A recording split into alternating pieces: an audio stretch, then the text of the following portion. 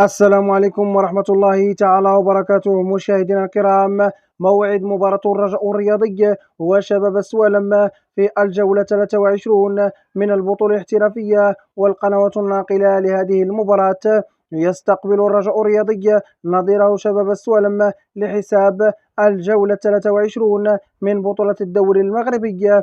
الرجاء الرياضي في هذه المباراة يسعى إلى استغلال عامل الأرض والجمهور وتحقيق الفوز من أجل رفع حصيلته من النقاط ومن ثم التقدم في جدول الترتيب. ويحتل الرجاء الرياضي المرتبة الخامسة برصيد 34 نقطة، فيما يسعى شباب السوالم للعودة بنتيجة إيجابية ومواصلة نتائجه الإيجابية هذا الموسم. ويحتل شباب السوالم المرتبة السادسة برصيد 31 نقطة. موعد مباراة الرجاء الرياضي وشباب السوالم لحساب الجولة 23 السبت 15 أبريل 2023 على ملعب مركب محمد الخامس بالدار البيضاء.